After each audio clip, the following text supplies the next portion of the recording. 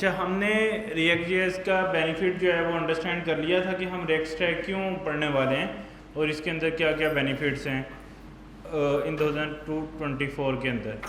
अच्छा, आज हम अंडरस्टैंड करेंगे कि रिएक्ट स्टैक यानी रिएक्ट जेएस को यूज़ करते हुए हम प्रोजेक्ट का गेटिंग स्टार्टेड कैसे कर सकते हैं। अच्छा, हमें एक टूल चाहिए नोड जेएस के नाम से, वो हमारे पास ऑलरेडी भी इंस्टॉल्ड होगा। जिसके पास नहीं है वो नोड जेएस गूगल करके डाउनलोड करेगा, जिस पे भी उसने इंस्टॉल करना है, विंडो पे, मैक पे, तो वो यहाँ से चूज़ करके उसको डाउनलोड करके इंस्टॉल कर सकता है। मेरे पास ऑलरेडी है। अगर हम चेक करना चाहें कि हमारे पास नोड जेएस इंस्टॉल्ड है या नहीं, आप अपना टर्मिनल ओपन करेंगे, node-v जो है वो लिखेंगे, उससे हमें पता लग जाएगा हमारे पास नोड इंस्टॉल्ड है। यहाँ से पैकेज डाउनलोड करेंगे जब, और cmd पे आके node-v लिखेंगे तो आपके पास वर्जन आ रहा होगा, तो इट्स मीन आपके पास नोड इंस्टॉल्ड है। अगर आपके पास नोड इंस्टॉल्ड है तो फिर हम क्या करेंगे कि हम अब एक प्रोजेक्ट फ़ोल्डर बनाएंगे। जब भी हम कोई भी काम करते हैं तो हम उसका एक प्रोजेक्ट फ़ोल्डर लाजमी बनाते हैं। तो चूँकि हम क्लासेस करने वाले हैं एक से ज़्यादा, तो हम प्रोजेक्ट फ़ोल्डर हमेशा क्लास के नाम से बनाएंगे, class 01, class 02, class 03 so on. तो हमने एक रिएक्ट जेएस का फ़ोल्डर बनाया हुआ है, तो इसके अंदर हम मल्टीपल क्लासेस जो है ना वो बनाने वाले हैं, 1 2 3 4 5 6 7 8।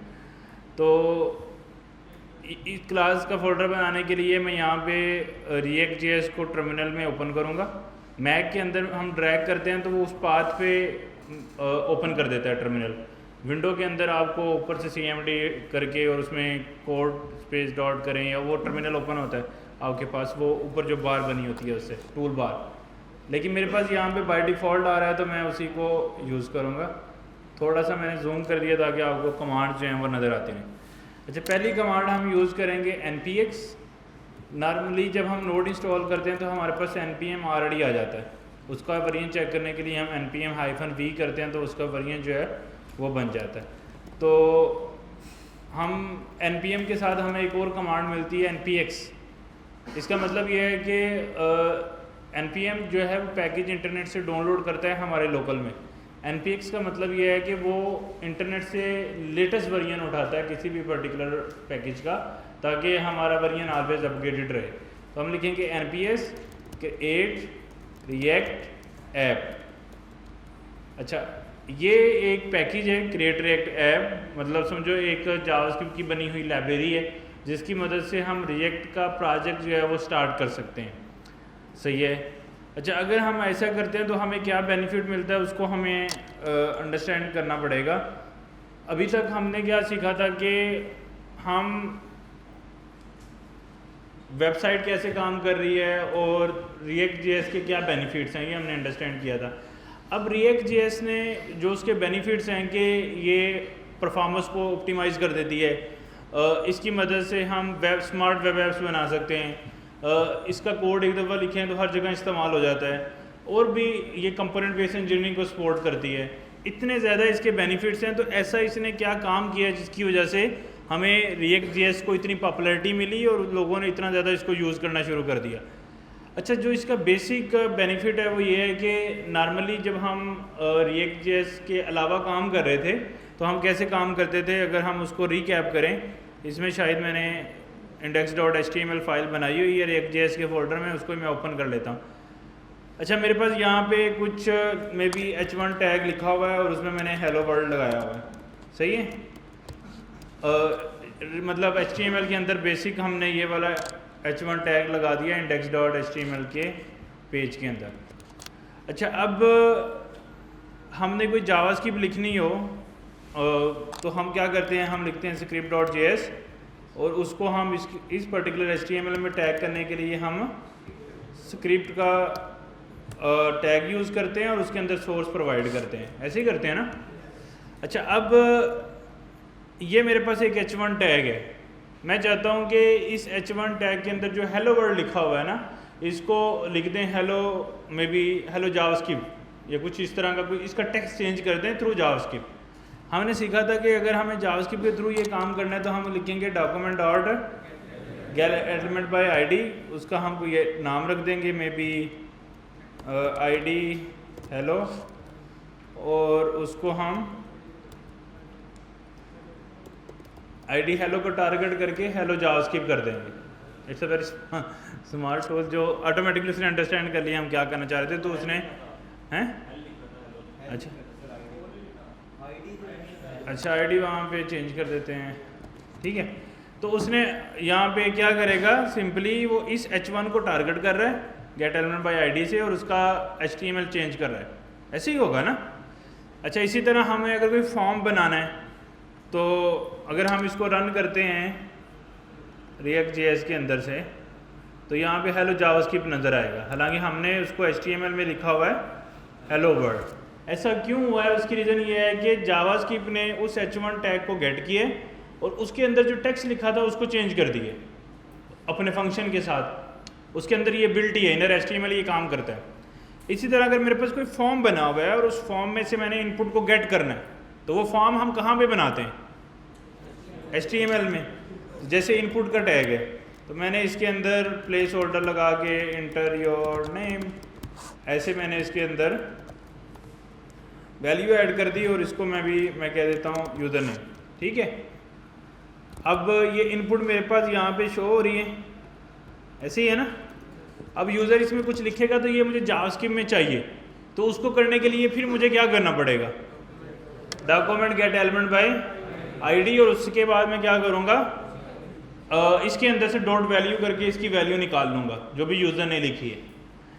इसी तरह अगर हमें कोई टेबल बनाना है, कोई लिस्ट बनानी है, ये सारी चीज़ें करनी है तो हमें gate element by ID, gate element by ID से ही खेलना पड़ेगा। अब एक नज़र के लिए सोचो हमें फेसबुक बनानी है। अब फेसबुक बनाने में आप सोचो कितना काम होता है। जैसे कोई एक नया फॉर्म होता है, उससे हम पोस्ट क्रिएट करते हैं तो पोस्ट लिस्ट होती है। जब फॉर्म क्रिएट हुआ तो फिर भी गेट एलिमेंट बाय आईडी कितने ज़्यादा 10-15 लगाने पड़े। फिर हमने उसको लिस्ट में पुट करना है तो फिर gate element by ID inner HTML change करने के लिए। फिर यूज़र लाइक कर रहे हैं, फिर गेट एलिमेंट बाय आईडी, फिर कमेंट कर रहे हैं, फिर गेट एलिमेंट बाय आईडी, को शेयर कर रहे हैं, गेट एलिमेंट बाय आईडी। जो भी काम कर रहे हैं उसके लिए हमें चूँकि सारी लॉजिक्स हैं, यानी पोस्ट को लाइक करना, कमेंट करना, शेयर करना, पोस्ट ऐड करना, पोस्ट डिलीट करना, ये सारी लॉजिक्स हैं।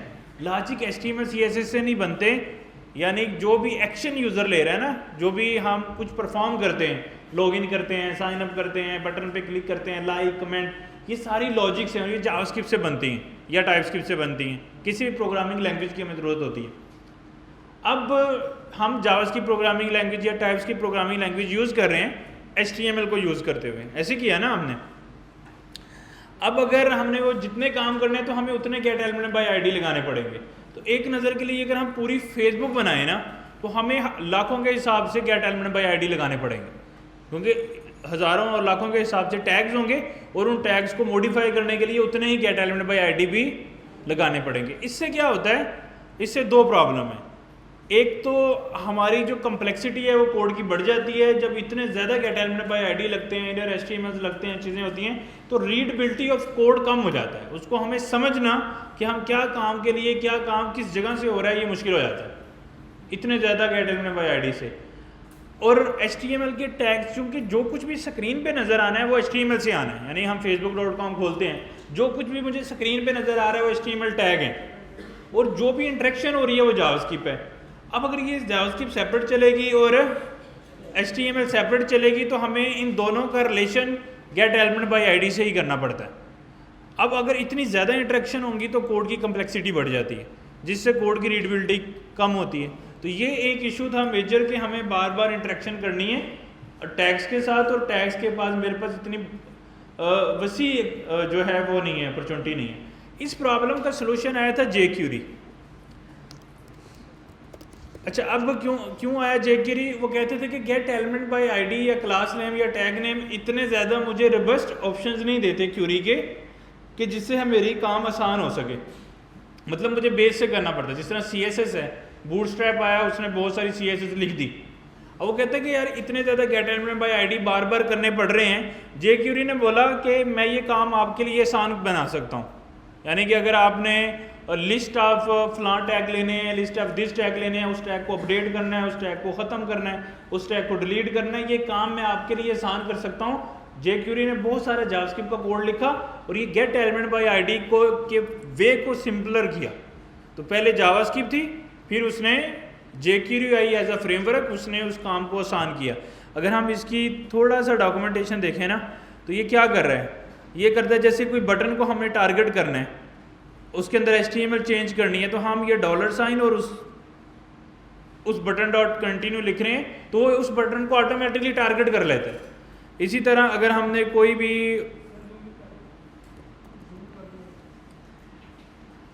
ये देखो, हमने अगर किसी आईडी को टारगेट करना है तो $साइन आईडी का नाम, यानी उसने उस फ्लो को आसान कर दिया।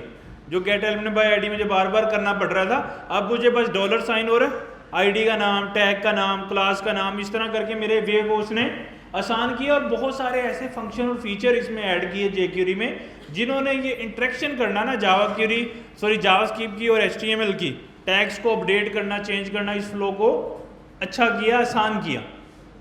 लेकिन स्टिल इसके अंदर प्रॉब्लम तो सेम ही है कि मेरी HTML सेपरेट है और जावास्क्रिप्ट सेपरेट है। उन दोनों को कम्युनिकेट करने के लिए चाहे jQuery या document get element by ID, इन दोनों का मुझे सहारा लेना पड़ रहा है और कोड स्टिल कम्प्लेक्स हो रहा था और हमारे पास इतने कंट्रोल नहीं थे कि हम इसको आसानी से मैनेज कर सकें। सही है। अब इन सारे प्रॉब्लम का हल क्या था? इन सारे प्रॉब्लम का हल React.js ने ये निकाला कि हम जावास्क्रिप्ट के अंदर HTML के टैग टारगेट क्यों करते हैं। वो इसलिए करते हैं कि उन टैग्स को हमें एडिट करना होता है, चेंज करना होता है, मैनेज करना होता है। उसने बोला रेदर देन कि मैं जावास्क्रिप्ट के अंदर मतलब HTML सेपरेट लिखूं और जावास्क्रिप्ट फाइल में लिखूं, मैं जावास्क्रिप्ट की फाइल में ही HTML लिखने की फैसिलिटी प्रोवाइड कर दूं। उसने क्या बोला कि जावास्क्रिप्ट की फाइल में ही अगर हम HTML लिख दें तो क्या मुझे फिर गेट एलिमेंट बाय आईडी करने की ज़रूरत है? नहीं। देखो ना, इस टैग को मुझे गेट क्यों करना पड़ रहा है? जो हमने dash.html h1 यहाँ लिखा है, इसको हम इसलिए टारगेट कर रहे हैं क्योंकि ये इस फाइल में नहीं है, किसी और फाइल में। जैसे CSS हम लिखते हैं, तो अगर हम किसी एक्सटर्नल फाइल में CSS लिख रहे हैं तो किस टैग पे CSS अप्लाई करनी है तो मुझे सिलेक्टर लगाना पड़ता है ना। इसी तरह आपको किस टैग से बात करनी है, इसलिए जावास्क्रिप्ट में भी हमें सिलेक्टर यूज़ करना पड़ रहा है, जिसको हम document get element by ID बोल रहे हैं। अच्छा, अब इसका प्रॉब्लम ये है कि अगर हम ये करते रहते हैं तो हमें प्रॉब्लम है। वो कहता है आपको ये काम इसलिए करना पड़ा क्योंकि टैग जावास्क्रिप्ट के अंदर नहीं था। तो उसने कहा कि मैं क्या करता हूँ, मैं पूरे का पूरा HTML का टैग यहाँ से उठा देता हूँ और मैं आपको जावास्क्रिप्ट के अंदर प्रोवाइड कर देता हूँ। यहाँ पे मैं क्या करता हूँ, HTML से टैग उठा के जावास्क्रिप्ट में मैंने रख दिया। अब मुझे अगर इसकी HTML चेंज करनी है दोबारा, तो क्या मुझे document get element by ID करने की ज़रूरत है? वो इसलिए कर रहे थे क्योंकि वो HTML फाइल में थी। अब तो ये है ही कहाँ पे पड़ा हुआ, जावास्क्रिप्ट फाइल में। अब इसके अंदर चेंज करना है तो सिंपली क्या करना है, हम क्या करेंगे, यहीं पे जहाँ पे इसको चेंज करना है यहाँ पे ही हम हेलो जावास्क्रिप्ट लिख देंगे, डेफिनेटली किसी वेरिएबल के साथ ना। तो हम डायरेक्टली जो काम हम इसके थ्रू कर रहे थे, चूँकि वो मेरे पास डायरेक्टली टैग अवेलेबल है, मैं उसको डायरेक्टली यहाँ पे हिट करूँगा। मतलब पहले उस टैग के अंदर कुछ और लिखा था, बाद में मैंने उसके अंदर चेंजेस कर दिए। अब इस काम को करने के लिए मुझे HTML से टैग को उठा के जावास्क्रिप्ट में लेके आना नहीं पड़ा, यानी कि मुझे सिलेक्टर यूज़ नहीं करना पड़ा, चाहे मतलब jQuery का सिलेक्टर हो $साइन या document get element by ID हो। इन दोनों में से मुझे एक भी सिलेक्टर इस्तेमाल करने की ज़रूरत नहीं है। और उसकी रीज़न क्या है? उसकी रीज़न ये है कि मेरे पास जो है वो टैग ऑलरेडी जावास्क्रिप्ट के अंदर अवेलेबल है, तो इसलिए मुझे ये काम करने की ज़रूरत नहीं है। अब अगर मुझे इनपुट से डाटा लेना है तो रेदर देन मैं इनपुट टैग HTML में बनाऊं, मैं वो टैग कहाँ पे बना दूंगा, जावास्क्रिप्ट के अंदर। तो हम वो टैग बना देंगे जावास्क्रिप्ट के अंदर। अब मुझे इसमें से अगर कोई भी डाटा लेना है तो मैं डायरेक्टली इस टैग में से ले सकता हूँ। बात समझे? मुझे गेट एलिमेंट बाय आईडी करने की ज़रूरत नहीं है, मुझे कोई भी क्यूरी सिलेक्टर चलाने की ज़रूरत नहीं है, मुझे $साइन का jQuery को इस्तेमाल करने की ज़रूरत नहीं है। ये सारी चीज़ें इसलिए इस्तेमाल होती थी क्योंकि HTML की फ़ाइल लहदा थी और जावा की फ़ाइल सेपरेट थी। अब React.js की दुनिया ने जो मेजर चेंज लेके आया ना, एक तो हमें क्यूरी करना पड़ रहा है बार बार, उसके लिए सिलेक्टर इस्तेमाल करना पड़ रहा है, एक ये प्रॉब्लम थी। दूसरी थी कि जब हम ये चेंज करते हैं ना, लाइक हम जब लिखते हैं इनर HTML, वो पूरे का पूरा जो व्यू है ना उसको री रेंडर करता है, यानी कि वो दोबारा चलता है, तो उसमें हमें ब्लिंक देखने को मिलते हैं, मतलब फील नहीं आती है, स्मूथनेस नहीं है।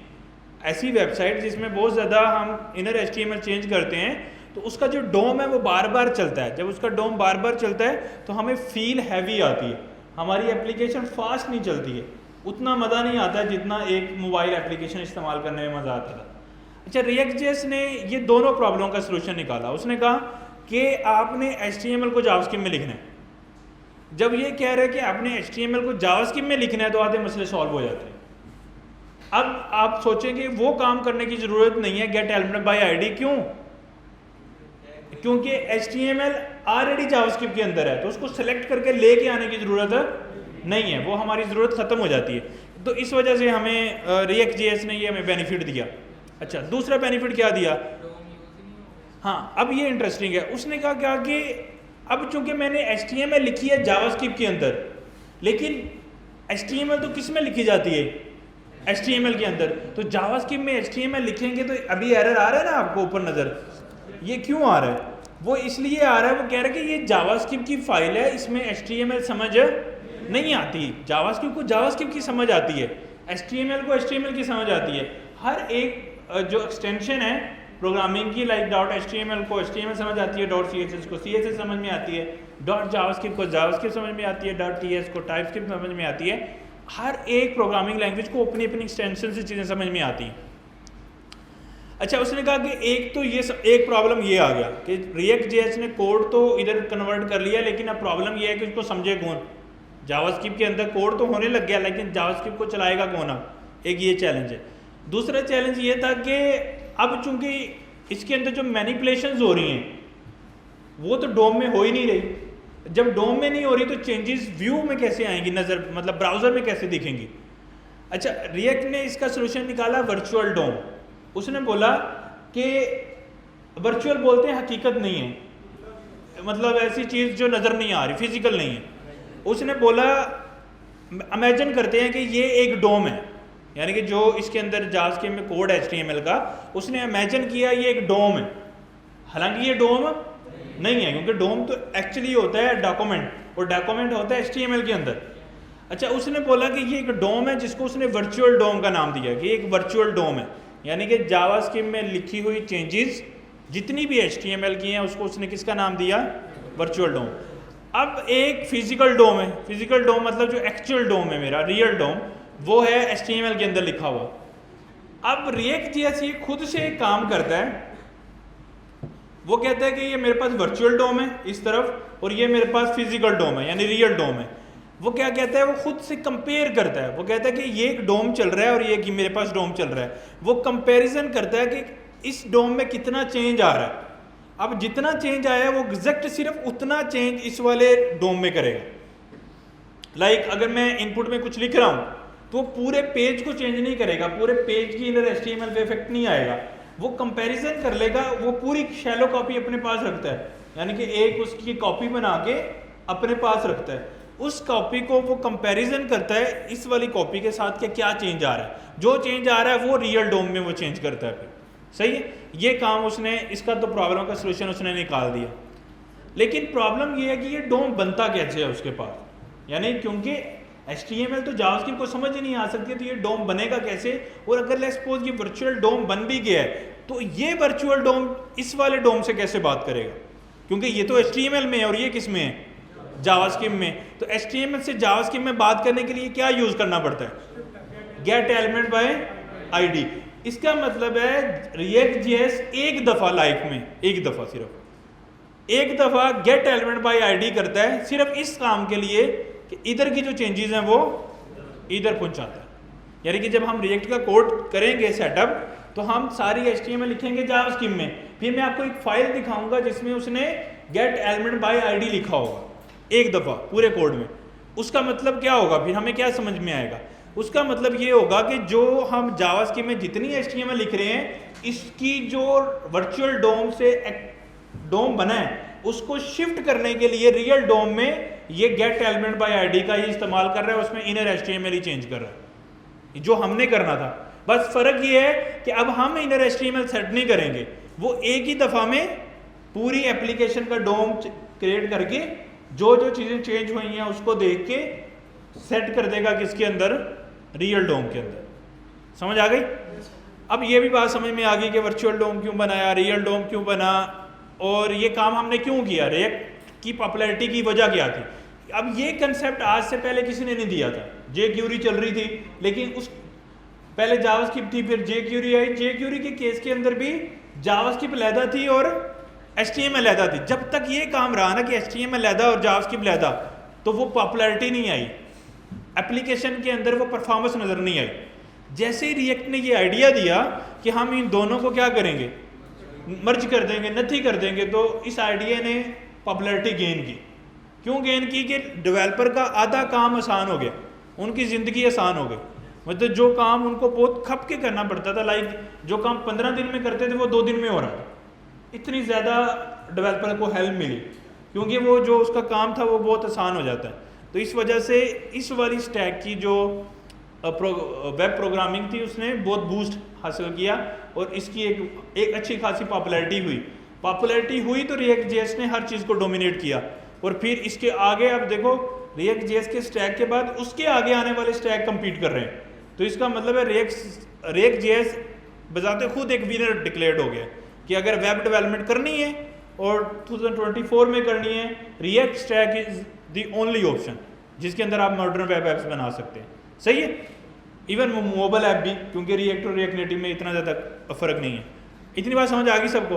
अब क्वेश्चन सिर्फ एक माइंड में बच रहा है कि how React JS building these virtual DOMs, like ये HTML को अंडरस्टैंड कैसे कर रहे हैं, क्योंकि जावास्क्रिप्ट के अंदर तो HTML समझी नहीं जा सकती है। इसका सोल्यूशन अब ये बजाते खुद नहीं कर रहा है। इसने क्या किया, ये जिस तरह समझो, हमें पता है कि कंप्यूटर 01 की ज़ुबान समझता है, 01 की ज़ुबान समझता है ना। हम तो लिख रहे हैं इंग्लिश लाइक वर्ड में, लेकिन वो समझ रहे हैं 01। तो हमारे इंग्लिश लाइक वर्ड 01 में कैसे कन्वर्ट होते हैं? Through compiler. कंपाइलर क्या करते हैं? कंपाइल करते हैं, कन्वर्ट करते हैं 01 की ज़ुबान में जो कंप्यूटर को समझ आती है। अच्छा, अब जो रिएक्ट का कोड होगा उसको ब्राउज़र के लिए जो समझ आने वाली चीज़ है उस शेप में कन्वर्ट करने का काम भी कंपाइलर करेगा। लाइक रिएक्ट जेएस एक ऐसा कोड लिखेगा जो ब्राउज़र को समझ नहीं आता है, नहीं आना चाहिए ना। क्यों? क्योंकि वो जावास्क्रिप्ट में HTML लिख रहा है, तो HTML तो जावास्क्रिप्ट में ब्राउज़र को समझ नहीं आती है। ब्राउज़र को तो समझ में आता है HTML के अंदर HTML और जावास्क्रिप्ट के अंदर जावास्क्रिप्ट। फिर रिएक्ट ने ऐसे कंपाइलर यूज़ किए जो क्या करते हैं, HTML को सेपरेट करते हैं, जावास्क्रिप्ट को सेपरेट। अच्छा, इसकी ब्यूटी एक और भी है, हम रिएक्ट की एक ही फाइल यानी जावास्क्रिप्ट फाइल के अंदर जावास्क्रिप्ट भी लिख रहे होते हैं, CSS भी लिख रहे होते हैं, HTML भी लिख रहे होते हैं, इमेजेस भी लगा रहे होते हैं, वीडियो भी लगा रहे होते हैं, सब कुछ एक ही जावास्क्रिप्ट फाइल में। अब जब सब कुछ एक जगह हो गया तो सब कुछ एक जगह ब्राउज़र को तो समझ नहीं आता है। ब्राउज़र को 3 लैदा चीज़ें नज़र आती हैं, HTML सेपरेट, CSS सेपरेट और जावास्क्रिप्ट सेपरेट। अब रिएक्ट ने कंपाइलर्स यूज़ किए जो जिनका काम सिर्फ इतना था, रिएक्ट को कोड को लो एज अ इनपुट, उसको समझो और उसके अंदर से कंपाइल करो, जावास्क्रिप्ट को सेपरेट कर दो, CSS को सेपरेट कर दो और HTML को सेपरेट कर दो। अब जब ये चीज़ें सेपरेट हो गई, अब ये ब्राउज़र के लिए आसान है, अंडरस्टूड है कि भाई समझ आने वाली चीज़ है। जो भी हम देखो, अगर हमने HTML CSS जावास्क्रिप्ट सेपरेट लिखी है, फिर तो ब्राउज़र उसको रन कर देगा ना, क्योंकि वो तो हमने आगे भी प्रैक्टिस किया है, वो तो पहले भी चला रहा है उसको। तो हमने रिएक्ट को सिर्फ कंपाइलर यूज़ करके ये काम कर दिया। अब इस मकसद के लिए उसने यूज़ किया वेबपैक को। वेबपैक, अच्छा, इसका मकसद ही ये था कि यहाँ पे देखो ये बंडल दे रहा है उसको, और वो JS को लैदा कर रहा है, CSS को लैदा कर रहा है, .jpg को लैदा कर रहा है। मतलब वो कह रहा है कि सारा ऑल टुगेदर आपने एज अ इनपुट दिया उसको, और उसने क्या किया, आउटपुट पे सेपरेट फाइलें बना दी। अच्छा, उसके बाद क्या हुआ कि एक ये है, उसके बाद बेबल उसने यूज़ किया जावास्क्रिप्ट को समझने के लिए, कंपाइल करने के लिए। अच्छा, वेबपैक, बेबल, इनको, और इस तरह के ये सिर्फ एक नहीं है, इस तरह की पता नहीं कितनी हज़ारों के हिसाब से लाइब्रेरीज हैं जो रिएक्ट जेएस के कोड को कंपाइल कर दिए, यानी कि ये सारी ऑल टुगेदर यूज होके फिर रिएक्ट कोड का कोड जो है ना वो डीकंपाइल होता है और लैदा फाइल्स में जाता है। अच्छा, अब ये ऑलमोस्ट 1000 के करीब लाइब्रेरीज हैं, अगर हम इन सबको इकट्ठा करें 700-800 या 1000 बनती हैं। अब मैं आपको बोलूँ कि रिएक्ट जेएस का प्रोजेक्ट सेटअप करना है। अब रिएक्ट जेएस का प्रोजेक्ट में हमने सेटअप करके कोड भी कर लिया। अब कोड करने के बाद आप सोचो कि उस कोड को डीकंपाइल करने के लिए, उस कोड को उस शेप में लेके जाने के लिए जो ब्राउज़र के लिए अंडरस्टैंडेबल है, हमें कितनी लाइब्रेरीज डाउनलोड करनी पड़ेंगी? 7 तकरीबन 1000 के करीब। आप सोचो एक बूटस्ट्रैप को डाउनलोड के सेटअप करना कितना मुश्किल है, और इस तरह 1000 की लाइब्रेरीज या मतलब इन सारी लाइब्रेरीज को अगर हम इकट्ठा करें तो कितना टाइम लगेगा हमें एक प्रोजेक्ट रिएक्ट का सेटअप करने में? बहुत ज़्यादा, क्योंकि वो सारी चीज़ें लाइक हम कोई इमेज है उसको फिगर आउट करने के लिए लैदा कोड है, कोई CSS लिख रहे हैं, कोई JPG है, कोई गिफ लिख रहे हैं, हर एक चीज़ के लिए लैदा लाइब्रेरीज हैं जो कंपाइल करती हैं, क्योंकि ऑल टुगेदर एक कंपाइलर नहीं था जो इस सारे मसले को सॉल्व करे। तो छोटे प्लगइन समझते हैं ना, छोटा कोड जो हर एक अपनी अपनी प्रॉब्लम को सॉल्व कर रहा है, तो वो सारी चीज़ें आपस में मिलके फिर रिएक्ट का कोड चलता है। अच्छा, अगर हम ये मैनुअली करने बैठेंगे तो हमारा बहुत ज़्यादा टाइम ज़ाया होगा, ऐसे ही है ना। इस प्रॉब्लम का सलूशन था क्रिएट रिएक्ट ऐप। क्या था? Create react app. Create react app एक लैदा से पैकेज है, npm पे हम देखते हैं। npm में आपको पता है कि ऐसा पैकेज मैनेजर है जिसमें जावास्क्रिप्ट के जितने भी प्रोजेक्ट्स ओपन सोर्स हैं या जितनी भी लाइब्रेरीज, पैकेजेस, प्लगइन्स, वो सारे हमें npm पे मिल जाते हैं। तो ये एक बजाते खुद क्रिएट रिएक्ट एक पैकेज है जिसका काम क्या है? रिएक्ट का कोड कंपाइल करना या चलाने के लिए जितनी लाइब्रेरीज और जितना इंफ्रास्ट्रक्चर चाहिए उस सबको एक कमांड से अप करना। लाइक हम एक कमांड चलाएंगे तो रिएक्ट का कोड चलने लग जाएगा। ये एक बॉयलर प्लेट देता है। बॉयलर प्लेट एक ऐसे कोड को कहते हैं जो किसी स्पेसिफिक चीज, मतलब कोई स्पेसिफिक लैंग्वेज को यूज करते हुए चलता हुआ कोड। लाइक मैं बोलता हूँ पाइथन का AI का बॉयलर प्लेट, वो क्या, मैं पाइथन में टेंसरफ्लो का बॉयलर प्लेट, मतलब ऐसा कोड जिसके अंदर टेंसरफ्लो पाइथन में चल रही हो। इस तरह मैं कहता हूँ कि Node.js का बॉयलर प्लेट, ऐसा कोड जिसमें Node.js चल रहा हो। रिएक्ट का बॉयलर प्लेट, तो बॉयलर प्लेट वर्ड बोलते हैं ऐसा कोड जो रनिंग फॉर्म में हो, जिसको एक कमांड से हम चला दें और उसके अंदर वो चीज़ चल रही हो। तो क्रिएट रिएक्ट ऐप का जॉब ये थी, एक ऐसा फोल्डर क्रिएट करना और उसके अंदर वो सारे पैकेजेस ऐड करना जिसकी मदद से हमारा जो प्रोजेक्ट है वो अप एंड रनिंग फॉर्म में हो, चलता हुआ हो, ताकि हम जल्दी से उसमें काम कर सकें। सही है? इतनी बात सबको समझ आ गई? अच्छा, अब हमने करना ये है कि हमने ये जो क्रिएट रिएक्ट ऐप का पैकेज है इसको यूज़ करके रिएक्ट का प्रोजेक्ट क्रिएट करना है। इसको यूज़ करके क्यों करेंगे? इसके अंदर सारी चीज़ें चलती हुई हमें मिल रही हैं, सिर्फ हमने एक कमांड चलानी है क्रिएट करने के लिए और एक कमांड चलानी है रन करने के लिए, ख़त्म। बाकी हर चीज़ चल रही है, हमें नहीं करना पड़ेगा। सही है? अगर आप कहते हो कि मैनुअली सेटअप करना है तो वो भी कर सकते हैं। फिर हम क्या कहेंगे? Setup React JS project manually. So हमें ऐसा करने के लिए हमें काफ़ी ज़्यादा जो है ना वो स्टेप से गुजरना पड़ेगा। ये देखो ये कितने सारे स्टेप्स हैं।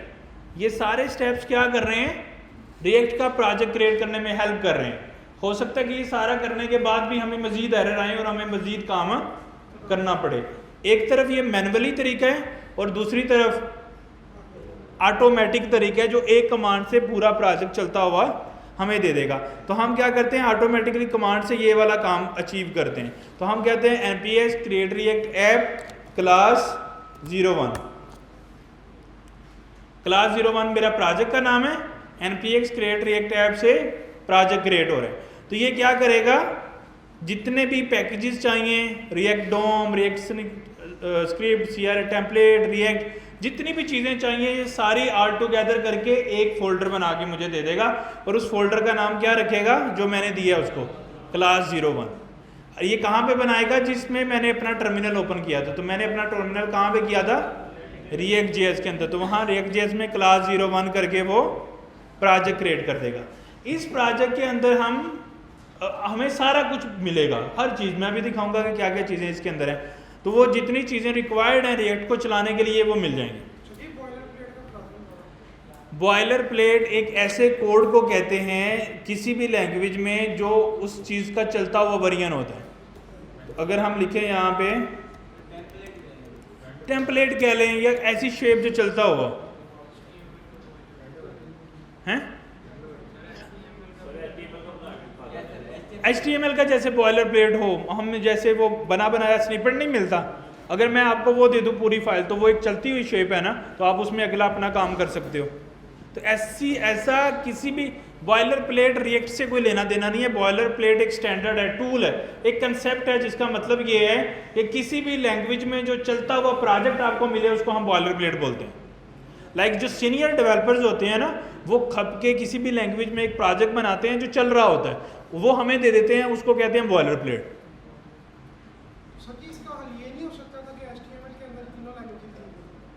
हाँ, ये इंटरेस्टिंग है कि हम HTML के अंदर तीनों लैंग्वेज लिख देते, ऐसा भी हो सकता था। लेकिन देखो, जो प्रोग्रामिंग लैंग्वेज होती है ना, उसका काम होता है प्रोसेसिंग करना, उसका काम होता है चीज़ों को चलाना। HTML एक जस्ट आप कह लेंगे उसका काम है व्यू दिखाना, वो मार्कअप लैंग्वेज है, वो प्रोग्रामिंग लैंग्वेज नहीं है। तो प्रोग्रामिंग लैंग्वेज का काम होता है चीज़ों को दिखाना। देखो, हमने लॉजिक लिखनी है ना, कंपाइलर भी तो कोई लॉजिक होगी ना, और उसने क्या लॉजिक लिखनी है कि इस फाइल को लैदा कर दो, इस चीज़ को लैदा कर दो, इसको लैदा कर दो, उसने ये लॉजिक लिखनी है ना।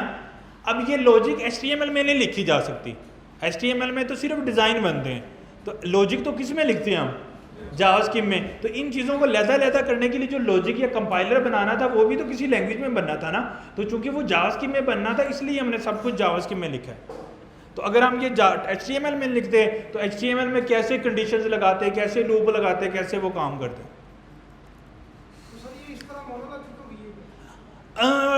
मोनोलैथिक इन द सेंस कि चीज़ें इकट्ठी कर दी हैं, बट ये स्टिल हम इसको लैदा रखेंगे क्योंकि हम मल्टीपल फाइलें बनाएंगे। देखो, मल्टीपल गोल्स क्या है कि हमारा कोड नॉर्मली इतना लेंथी ना हो कि सारा कुछ डी कपल्ड हो, सब कुछ कपल्ड हो, तो डी कपल रखना, कोहियाँ ज़्यादा डालनी है उसके अंदर, सही है। तो वो अब कैसे करेंगे? अगर नॉर्मली हमारा स्टैंडर्ड है कि हम एक फाइल में 500 से ज़्यादा लाइंस ऑफ कोड नहीं लिखते, तो हम जितनी ज़्यादा फाइलें लिखेंगे तो वो फिर उसमें कोहियाँ ज़्यादा होगी, वो मतलब सेपरेट कोड होगा। अच्छा, हम यहाँ पे देखेंगे इसने ना सारा प्रोजेक्ट रन कर दिया है। अब वो कह रहा है कि प्रोजेक्ट को स्टार्ट करने के लिए आपको क्या करना पड़ेगा, npm start the development server. ये बड़ा ट्रिकी चीज़ है। देखो, हम जब HTML लिखते हैं, अभी हमने लिखी भी थी और ओपन की, वो फ़ौरन चल गई, क्या उसको चलाने के लिए मैंने कोई मज़ीद मुझे प्रोसेसिंग की ज़रूरत थी? नहीं। क्यों नहीं ज़रूरत थी? वो ऑलरेडी HTML थी, ब्राउज़र उसको डायरेक्टली समझता है। लेकिन रिएक्ट में जो हम कोड लिखेंगे, क्या ब्राउज़र उसको समझता है? नहीं।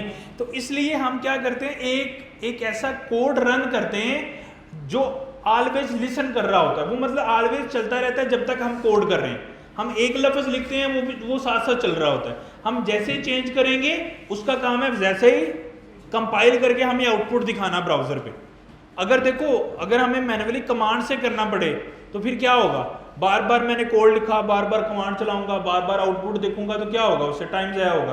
तो इन्होंने क्या बोला कि रेदर देन कि आप बार बार ये काम करें, आप एक कमांड चलाएं, हम आपको एक ऐसा सर्वर बना देंगे, सर्वर मैं ऐसे बोलूँगा, एक ऐसा कोड चला देंगे जो आपको एक पोर्ट, एक IP और एक पोर्ट पे आपका कोड चलने लग जाएगा। अब जैसे ही उसमें चेंज करेंगे, उसने जो लॉजिक लिखी हुई है कंपाइलर की, वो चलेगी, उसको कन्वर्ट करेगी और आउटपुट शो कर देगी। सही है। अच्छा, अब उसको चलाने के लिए हमें क्या करना पड़ेगा, npm स्टार्ट। लेकिन ये हमें करना है अपने प्रोजेक्ट फोल्डर के अंदर।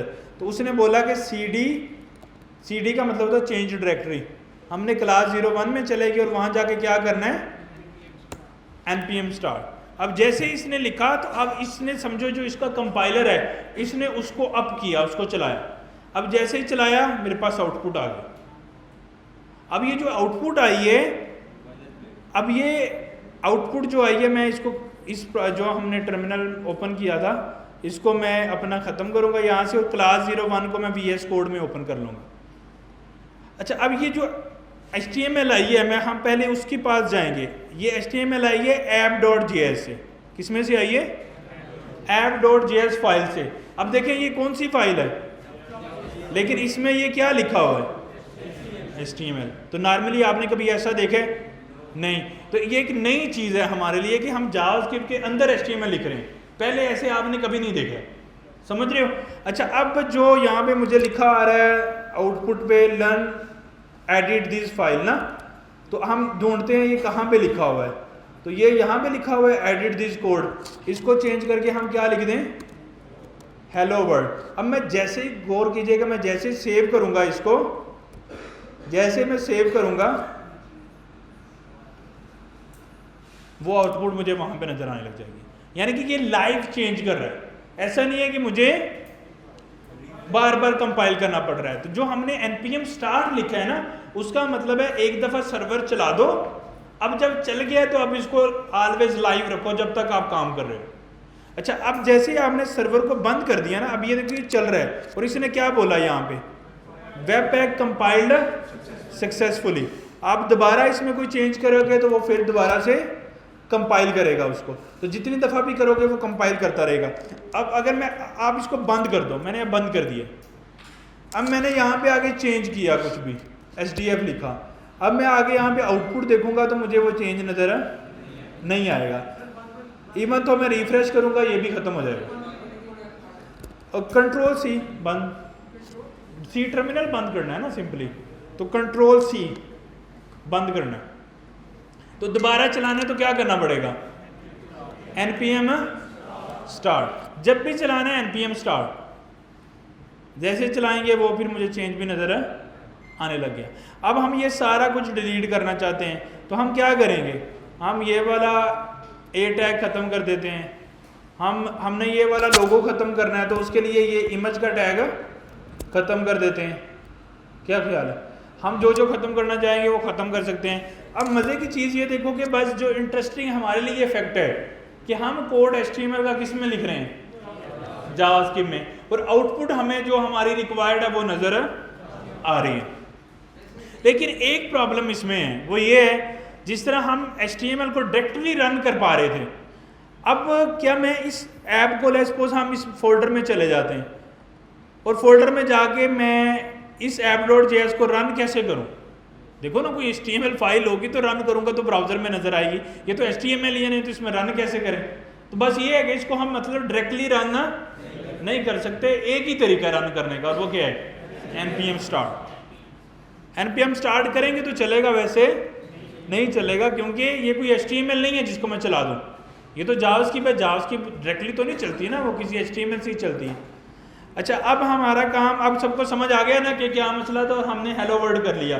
अब आगे हम चलेंगे यहाँ से और हम इस फोल्डर स्ट्रक्चर को समझेंगे कि इसका मीनिंग क्या है, मतलब क्या है। सही है? सबसे पहले हमारे पास नोड मॉड्यूल का फोल्डर है। ये क्या करता है? एक ऐसा फोल्डर है जिसके अंदर मेरे वो सारे पैकेजेस जो इस प्रोजेक्ट को चलाने के लिए चाहिए थे वो पड़े होते हैं। अब हम देखते हैं कि ये कितने पैकेजेस यहाँ पे पड़े हैं। तो हम जाते हैं यहाँ पे नोड मॉड्यूल में, समझ रहे हो? अब मैं इसको सबको सिलेक्ट अगर करूँ तो कितनी सिलेक्शन आ रही है?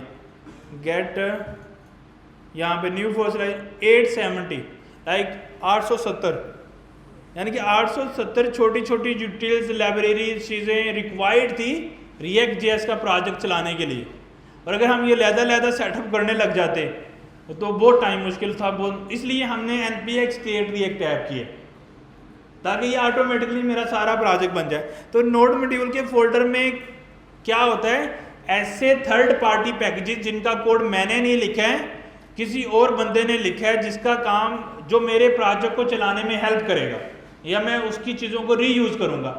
लाइक मैं बूटस्ट्रैप को इस्तेमाल करूँगा रिएक्ट में, तो मैं बूटस्ट्रैप को इंस्टॉल करूँगा तो वो किस में जाएगी? नोड मॉड्यूल में। तो नोड मॉड्यूल में ऐसा कोड होता है जो मैंने नहीं लिखा है, जो किसी और ने लिखा है मेरे प्रोजेक्ट को चलाने या हेल्प करने के लिए। तो नोड मॉड्यूल में जाऊँगा, यहाँ पे आप देखो कितने, किसी भी एक प्रोजेक्ट को उठा लेते हैं, जैसे एनी मैच।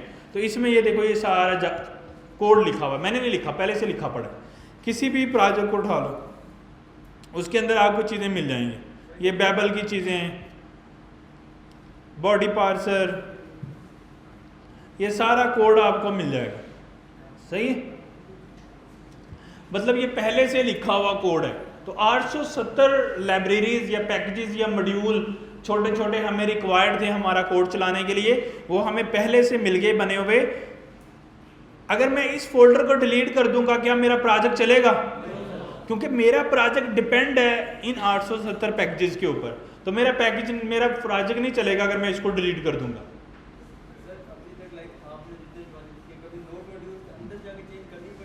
हाँ, ऐसा करना पड़ सकता है। देखो, वो लाइब्रेरी या पैकेज भी तो किसी ने लिखा है ना, तो जिसने लिखा है वो भी गलती कर सकता है, तो सम टाइम ऐसा करना पड़ जाता है। और हमने काफ़ी दफ़ा किया है कि जो पैकेज है, जो लाइब्रेरी हमें फीचर दे रही है, हमें उससे ज़्यादा फीचर चाहिए। अब रेदर देन कि मैं पूरी लाइब्रेरी बनाऊं, तो हम उसी लाइब्रेरी में जाके कोड करते हैं। अच्छा, अब उसका एक मसला है, जब मैं नोड मॉड्यूल को डिलीट करके दोबारा गेट करूंगा ना, तो वो मेरा कोड डिलीट हो जाएगा। तो फिर हम क्या करते हैं कि वो लाइब्रेरी को दोबारा से होस्ट करते हैं अपने npm पे या अपने गिटहब पे।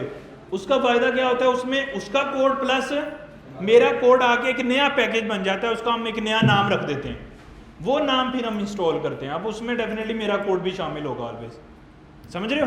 तो अगर हमें किसी लाइब्रेरी को चेंज करना पड़ जाए तो हम उसको चेंज कर सकते हैं, चेंज करके हम अपने गिटहब पे रख देते हैं और फिर इंस्टॉल हम अपने गिटहब से इंस्टॉल करते हैं, और हमारी वो अपनी कस्टम लाइब्रेरी होती है। तो हम नॉर्मली कोई भी लाइब्रेरी है ना, वो खुद से अकेले नहीं बनती। अगर आप यहाँ पे जाओ क्रिएट रिएक्ट ऐप पे भी, ये कितने लोगों पे डिपेंडेड है? इसका मतलब इसने 11 लाइब्रेरीज को इस्तेमाल करके अपनी लाइब्रेरी बनाई है। अच्छा, इस पे कितने डिपेंडेंट है? 137, यानी कि 137 लोगों ने और लाइब्रेरीज बनाई हैं जो किस पे डिपेंडेंट है? क्रिएट रिएक्ट ऐप पे डिपेंडेंट है। बात समझ रहे हो? तो इसलिए जब हम भी कोई अपनी लाइब्रेरी बनाएंगे किसी भी लाइब्रेरी की बेस पे, तो हम कुछ चीज़ों पे डिपेंडेंट होंगे और कुछ हम पे लोग, अगर किसी ने हमारी लाइब्रेरी यूज़ करके कुछ बनाया तो वो हम पे डिपेंडेंट होगा। तो वो दोनों चीज़ें चलती रहती हैं साथ साथ पैरेलल। अच्छा, यहाँ तक किसी को कन्फ्यूजन के व्हाट इज नोड मॉड्यूल? सबको क्लियर है? अच्छा, फिर हमारे पास आता है जी पब्लिक का फोल्डर। पब्लिक का वो फोल्डर है जिसके अंदर जो कंपाइलर है ना, जिसने फाइलों को लहदा करना है, वो सारा जो फाइलें मुझे नज़र आ रही हैं जो चल रही हैं, वो सारी चल रही हैं इस पब्लिक के फोल्डर के अंदर। देखिए, ब्राउज़र हमेशा क्या चीज़ रीड करता है? HTML। अच्छा, इसका मतलब है कि इस क्रिएट रिएक्ट ऐप के प्रोजेक्ट में भी HTML तो होनी चाहिए थी। अगर आप देखो तो यहाँ पे क्या है, index.html। इसके अंदर आपको एक डिव नज़र आएगी जिसकी ID क्या है? रूट। उसके अंदर कुछ है? कुछ भी नहीं है, बस ये इतनी सी HTML है और कुछ भी, बाकी कमेंट किया हुआ है कोड। सही है ये? अच्छा, अब मैंने आपको बोला था कि ये जो मैंने कोड लिखा है app.js में हेलो वर्ल्ड वाला, ये डायरेक्टली तो नहीं चलेगा ना, ये किस में अल्टीमेट जाएगा? HTML में। HTML में भेजने के लिए यही कोड उसने index.js के अंदर आप देखें तो ये क्या लिख रहा है, और कौन सा एलिमेंट गेट कर रहा है? रूट। तो रूट वाला टैग वहां देखा था ना, अगर हम वो रूट वाला टैग खत्म कर दें तो स्क्रीन पे कुछ भी नजर नहीं आएगा। क्यों? क्योंकि रूट का टैग ही एग्जिस्ट नहीं करता। तो एक दफा HTML इसने किया और खाली टैग बनाया, तो इसका मतलब है कि जितना भी कोड हम करेंगे ना, वो सारे का सारा कहाँ पे जाके बैठेगा? इस रूट वाली डिव का चाइल्ड बनेगा, यानी कि इसका इनर HTML सेट होगा। वो जितना भी हम रिएक्ट में कोड करते हैं वो सारे का सारा कहाँ पे आके बैठता है? रूट की डिव के अंदर। अगर हम ये खत्म कर देंगे तो पूरा प्रोजेक्ट खत्म। बात समझ रहे हो? इवन इसके अंदर अगर कोई कोड लिखते भी हो, इसमें आपने ये वाला कोड लिख दिया, अब जैसे ही प्रोजेक्ट मेरा चलेगा ना, ये आपको ग्लिच नजर आ रहा है? ये क्यों आ रहा है? वो जो मैंने कोड लिखा था वो 1 मिनट के लिए चलता है और फिर बाद में दूसरा कोड उसका इनर HTML चेंज ओवरराइड कर देता है। तो इसलिए हम ये वाला कोड नॉर्मली इधर कुछ भी नहीं लिखेंगे। अब देखो नहीं आ रहा, क्यों? क्योंकि उसके अंदर कुछ भी नहीं है, खाली है। जब वो खाली है तो उसका कोई कलर नहीं आता। जब मैंने इसके अंदर HTML लिखी थी तो उस वक्त क्या हुआ था? वो थोड़ा सा ग्लिच आता है। वो क्यों आता है? अगर आप देखो यहाँ पे SF भी नज़र आ रहा होगा आपको, आ रहा है ना? तो एक नज़र के लिए वो आता है और फिर वो चले जाता है, क्योंकि रिएक्ट का जो कोड कंपाइल होके आता है वो उसको ओवरराइड कर देता है। यानी कि इतनी फास्ट तरीके से वो आके इसको चेंज कर देता है। समझो हमें बस इतना से टाइम मिलता है हमारे पास, इतने में हमारी HTML क्या हो जाती है? चेंज हो जाती है। तो इसका मतलब यह है कि हमारी HTML के अंदर वो कोड पड़ा है जो वहां पे नहीं है, जो HTML में नहीं पड़ा, लेकिन हम इसको कहां पे लिखेंगे? App.js के अंदर। अच्छा, App.js के अंदर हमने HTML लिखी, ये अल्टीमेट फिर कहां जाके बैठी? index.html की div की टैग के रूट के अंदर। इवन अगर आप इसकी इंस्पेक्शन करो ना यहाँ पे और एलिमेंट देखो, तो आपको तब भी नजर आएगा कि ये सारे का सारा कोड कहाँ पे बैठा हुआ है? बॉडी के अंदर, ये रूट वाले डिव के अंदर, और उसके अंदर एक क्लास की डिव है, उसके अंदर हेडर है और सो ऑन।